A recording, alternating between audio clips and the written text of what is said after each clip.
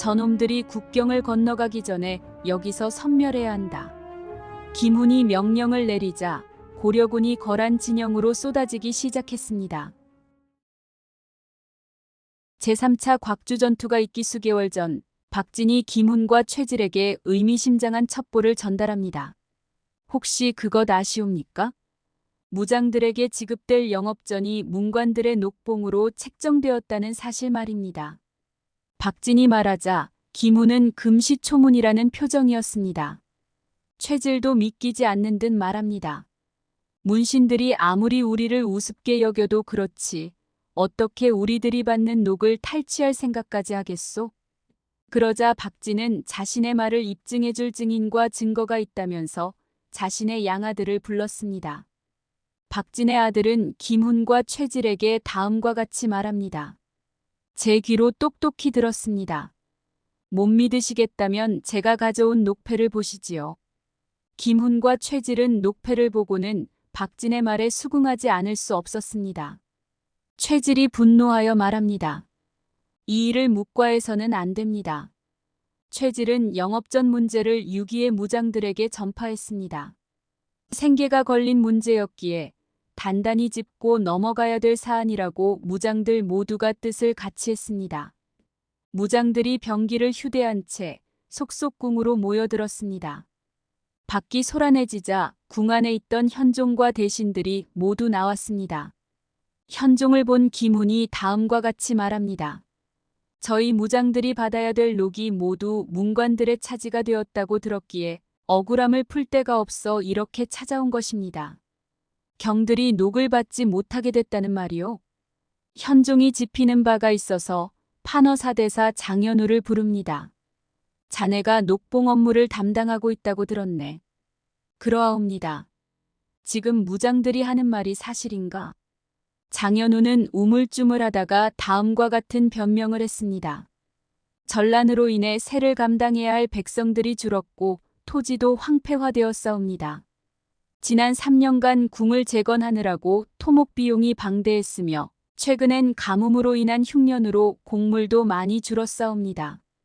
폐하께서 백성들을 불쌍히 여기시어 부족한 세수마저도 양감을 하신 터라 현재 조정의 대신들이 응당받아야 할 녹을 받지 못하고 있사옵니다. 그리하여 이를 조정하고자 품계가 높은 대신들의 녹을 먼저 배정하는 과정에서 무장들이 배제된 것 같사옵니다. 장현우의 말을 현종 앞에서 듣고 있던 김훈과 최질은 부글부글 끓어올랐습니다. 최질은 목소리를 높여 말합니다. 우리 무장들이 받던 몫은 원래도 문관들에 비해 적었소. 근데 그마저도 뺏는다면 대체 우리는 무슨 힘으로 거란과 싸우라는 거요? 지금 우린 좁쌀밥과 나물로 줄인 배를 채워가며 거란과 맞서고 있소. 그대들이 목구멍에 늘상 넘기는 술과 고기의 양을 반만 우리에게 내줘도 거란 놈들 목을 하나라도 더 뱄을 것이외다. 최질의 말에 시여사 황보유의가 다음과 같이 변명합니다. 이건 문관과 무관의 문제로 일도양단하려 들지 마시오. 품계에 따라 영업전이 차등배분된 것일 뿐이요. 무장들이 품계가 낮아 피해를 본 건 안타까우나 무장들이 군공을 세워 품계를 높였으면 손해볼 일은 없었을 것입니다. 그 말을 김훈이 반박합니다. 무장들은 승진에 한계가 있어. 시여사가 근무하는 어사대만 해도 우리 무장들은 진급할 수 없는 보직이요. 문관들이 음서와 인맥을 통해 피 한 방울 흘리지 않고 요직을 차지할 수 있지만 우리가 당신들과 같은 품계를 얻기 위해선 아마도 전장에서 100번은 죽어야 될 거요. 장현우와 황보유의의 변명은 가뜩이나 화가 나 있던 무장들의 우라통을 터뜨렸습니다. 최질은 성질을 이기지 못하고 장현우에게 달려들었습니다. 최질 주변에 몰려있던 무장들도 우르르 몰려들어 장현우를 구타하기 시작했습니다. 시여사 황보유의도 무장들에게 둘러싸여 매질을 당했습니다. 그만들 두게. 현종이 장현우 황보유의를 폭행하던 무장들을 말렸습니다. 현종은 무장들의 주장이 타당하다고 생각했습니다.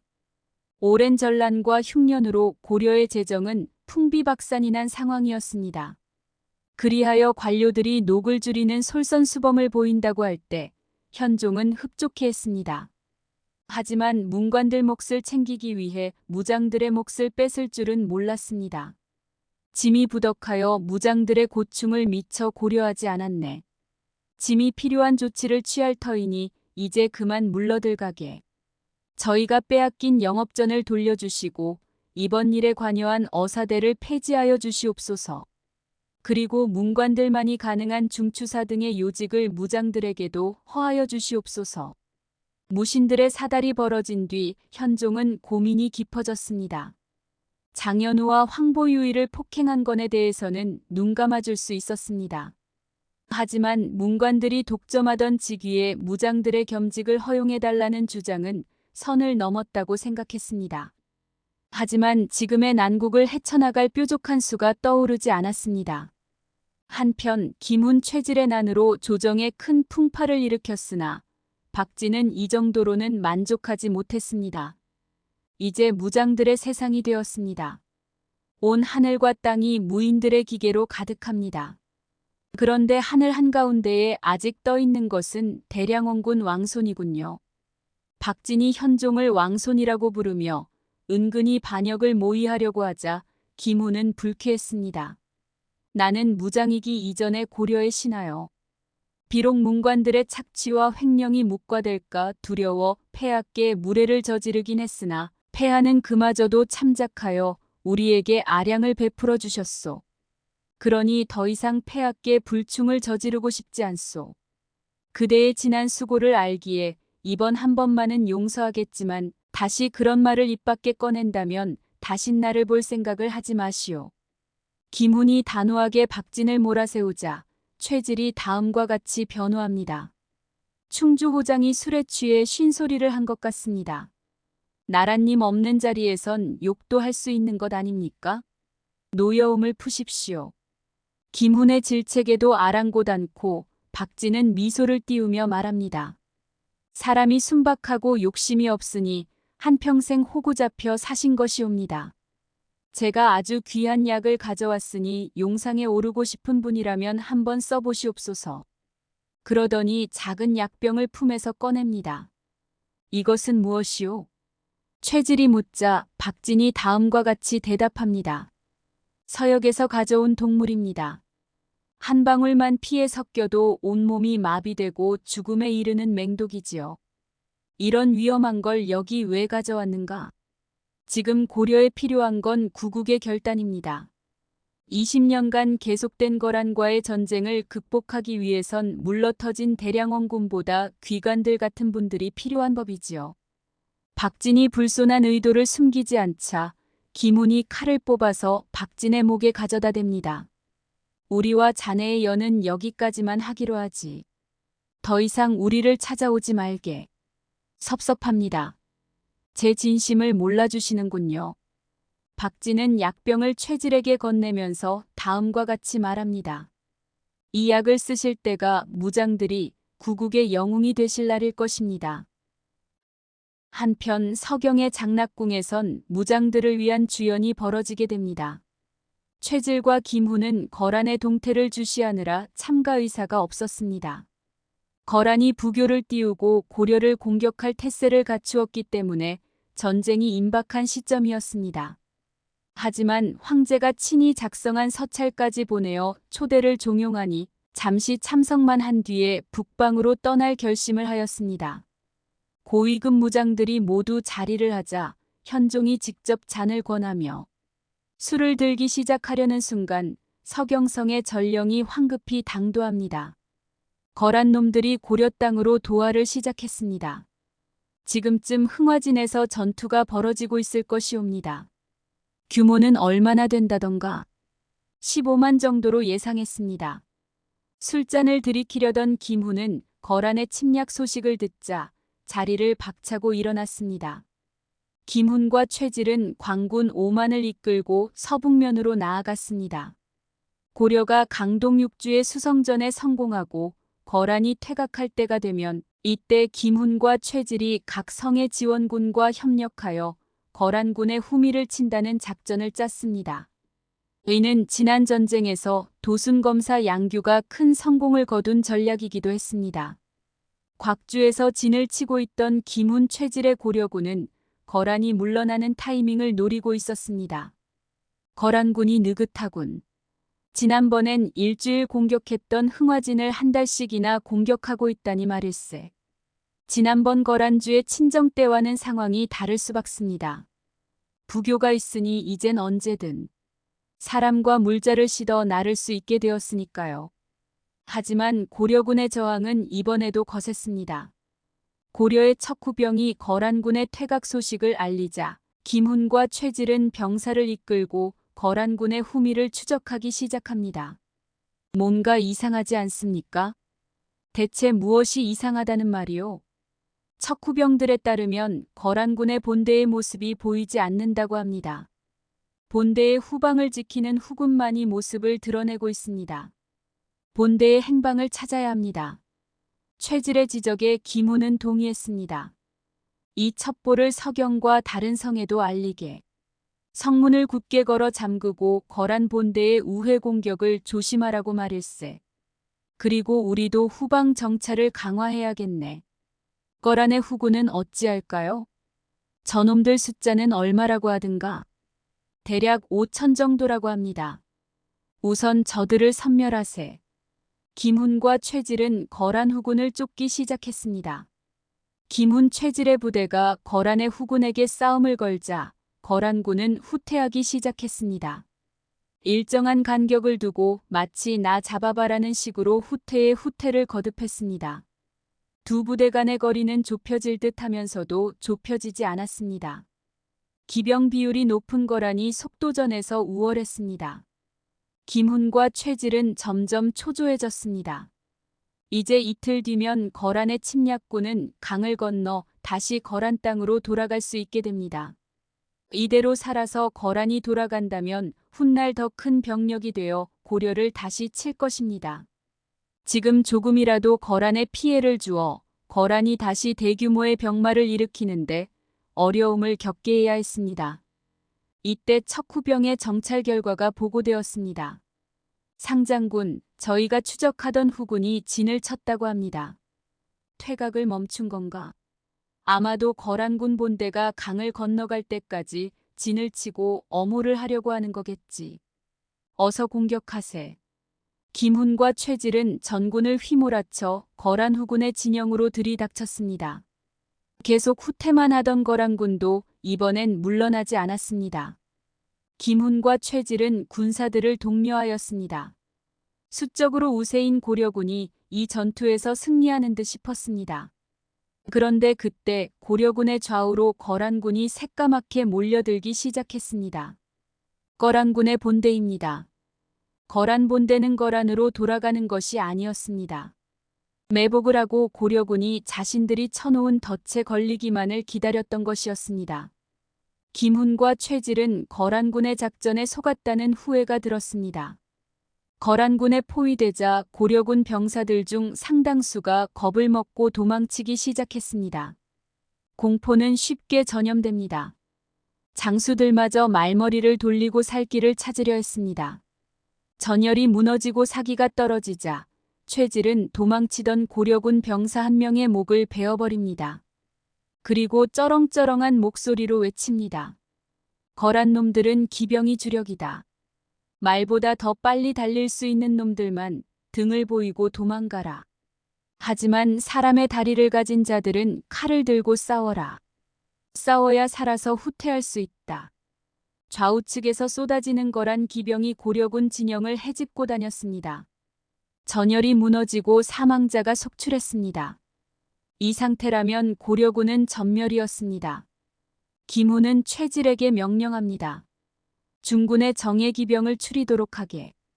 방패에 둘러싸인 저놈이 보이는가? 아마도 저놈이 거란군의 주장인 것 같군. 우리가 저놈을 노려서 시선을 끌어보세.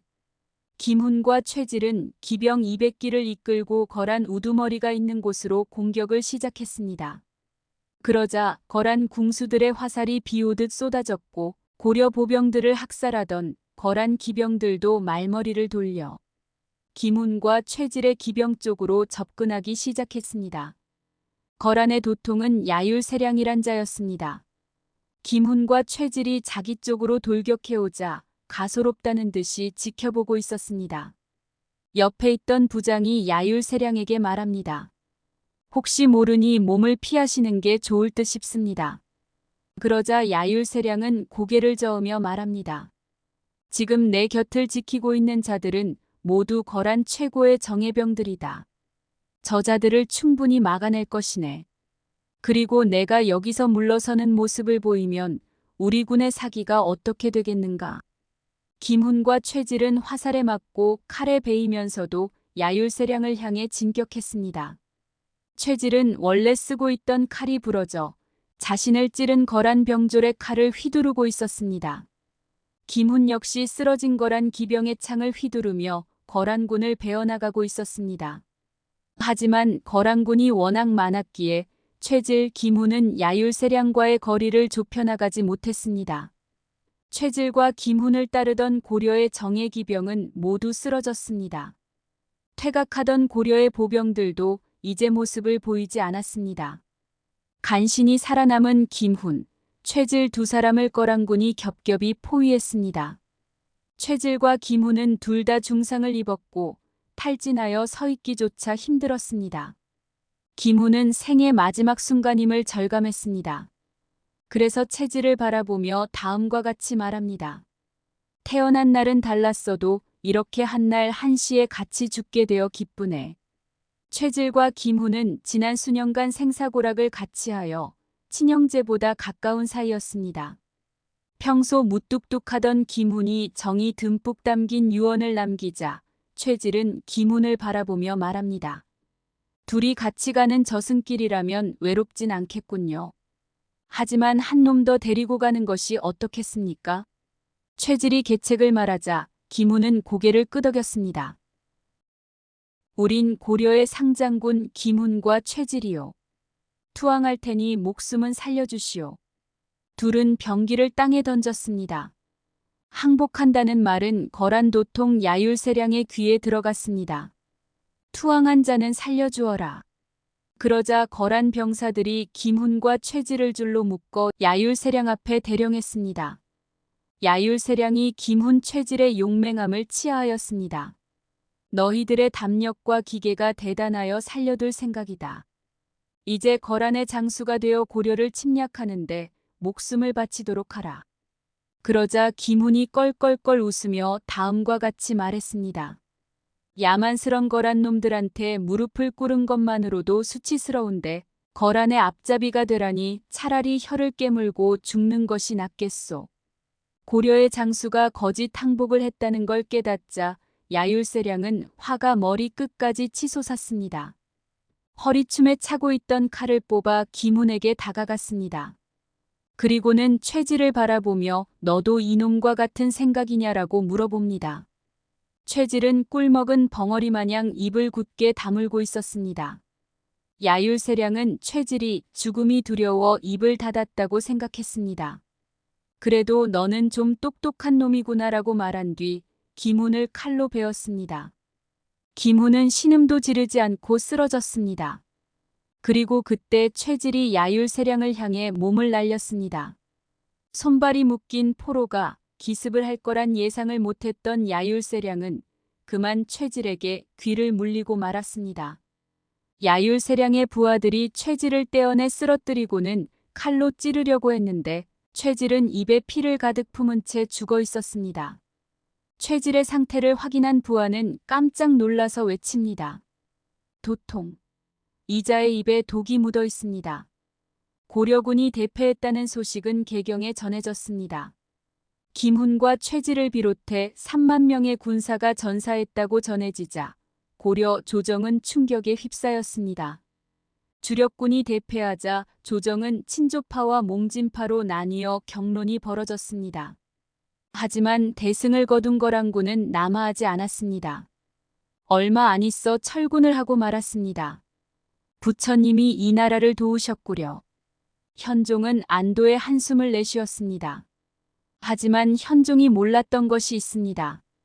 김훈과 최질이 했던 구국의 결단이 그것입니다. 최질은 박진이 준 독을 쓰기로 마음먹었습니다. 야율 세량의 지근거리까지 접근하기 위해 거짓으로 항복했습니다. 김훈은 의도적으로 야율 세량을 자극하여 분노케 만들었습니다. 화가 난 야율 세량은 순간적으로 김훈에게 온주의가 쏠렸습니다. 입에 독을 머금고 야율 세량의 방심을 엿보던 최질은 야율 세량이 김훈을 베는 틈을 타 야율 세량의 귀를 문 것이었습니다. 피부에 독이 침투한 야율 세량은 진중에서 시름시름 앓다가 죽고 말았습니다. 우두머리를 잃은 거라는 철군을 결정할 수밖에 없었습니다.